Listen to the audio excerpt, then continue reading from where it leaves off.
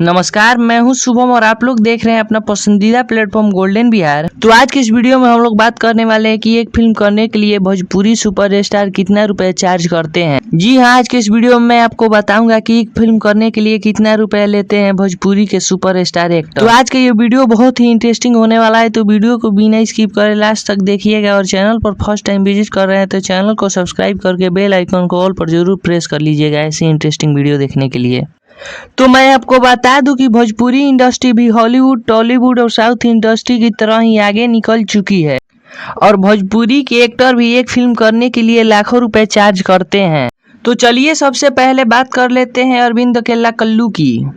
तो मैं आपको बता दूं कि अरविंद अकेला कल्लू भोजपुरी इंडस्ट्री में बचपन में ही आ चुके और वो अपना जलवा भोजपुरी इंडस्ट्री में बचपन से ही बिखेर रहे हैं।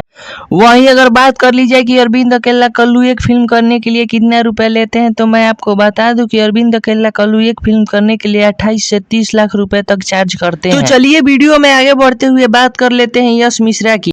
तो मैं आपको बता दूं कि यश मिश्रा को भोजपुरी इंडस्ट्री में एक्शन स्टार के नाम से जाना जाता है और यश कुमार मिश्रा के एक्टिंग के दीवाने तो भाई पूरा यूपी बिहार है। वहीं अगर बात कर ली जाए कि यश मिश्रा एक फिल्म करने के लिए कितना रुपए लेते हैं, तो मैं आपको बता दूं कि यश कुमार मिश्रा भी एक फिल्म करने के लिए 28 से 30 लाख रुपए चार्ज करते हैं। तो चलिए अब बात कर लेते हैं विराज भट्ट की। तो मैं आपको बता दूं कि विराज भट्ट भोजपुरी के बहुत ही पुराने एक्टरों में से एक है। परवेश लाल यादव को भोजपुरी इंडस्ट्री में इनके बड़े भाई के द्वारा निरहू के द्वारा लाया गया था। इसके बाद भोजपुरी इंडस्ट्री में परवेश लाल यादव ने खूब मेहनत की और घूंघट में घोटाला जैसे हिट फिल्में देकर उसने साबित किया कि मैं भी बेहतरीन एक्टर हूँ। तो वहीं अगर बात कर ली जाए कि परवेश लाल यादव एक फिल्म करने के लिए कितना रुपए चार्ज करते हैं, तो मैं आपको बता दूं कि परवेश लाल यादव एक फिल्म करने के लिए 20 से 30 लाख रुपए तक चार्ज करते हैं। तो चलिए अब बात कर लेते हैं रितेश पांडे।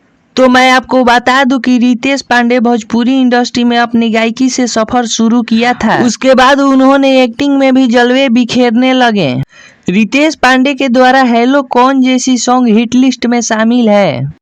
वहीं अगर बात करें कि रितेश पांडे एक फिल्म करने के लिए कितना रुपए लेते हैं, तो मैं आपको बता दूं कि रितेश पांडे एक फिल्म करने के लिए 25 से 32 लाख रुपए तक चार्ज करते हैं। तो चलिए अब बात कर लेते हैं चिंटू पांडे की।